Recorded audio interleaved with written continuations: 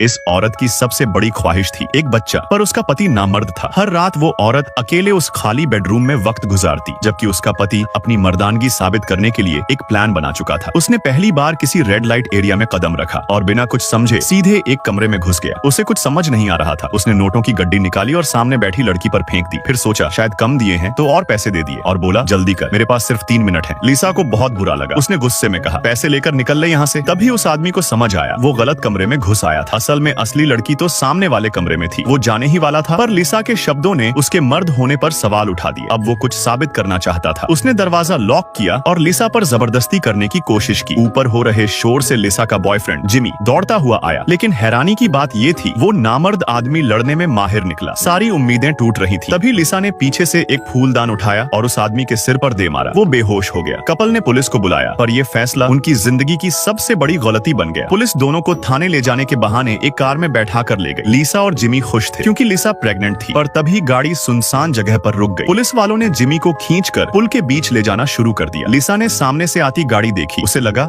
अब मदद मिलेगी, लेकिन जैसे ही दरवाजा खुला वो वही आदमी बाहर निकला। लिसा कांप उठी। असल में वो आदमी भी एक पुलिस अफसर था और इन सब भ्रष्ट पुलिस वालों का बॉस। अपनी नामर्दी की सच्चाई छुपाने के लिए उसने कपल को हमेशा के लिए खामोश करने का प्लान बना लिया। उसने उन्हें जबरदस्ती एक खतरनाक ड्रग्स का ओवरडोज दे दिया। लिसा की वही मौत हो गई और जिमी उसे झूठे केस में फंसाकर जेल भेज दिया गया। पर जिमी टूटा नहीं। हर दिन जेल में वो खुद को मजबूत बनाता गया। हर बड़े फाइटर को हराया और जब 10 साल बाद वो जेल से बाहर आया तो उसका इंतकाम शुरू हो चुका था।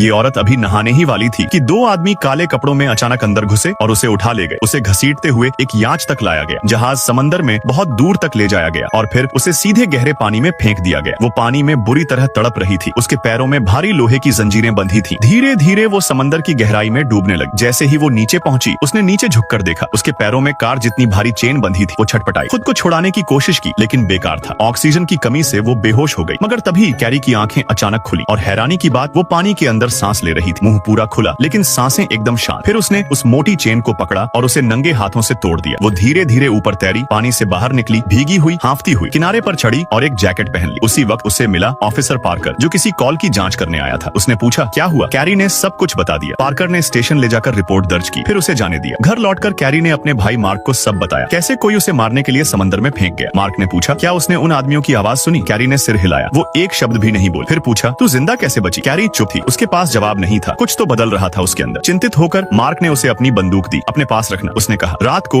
एक अजीब ताकत कैरी को फिर समंदर की तरफ खींचने लगी। जैसे ही वो किनारे पहुंची एक आदमी पीछे से आया और उसे फिर से पानी में धक्का दे दिया। कैरी घबराई, हाथ पैर मारने लगी, लेकिन एक बार फिर वो पानी में सांस लेने लगी। उस आदमी ने उसे वापस खींचा और सच बताया, कैरी तू सिर्फ इंसान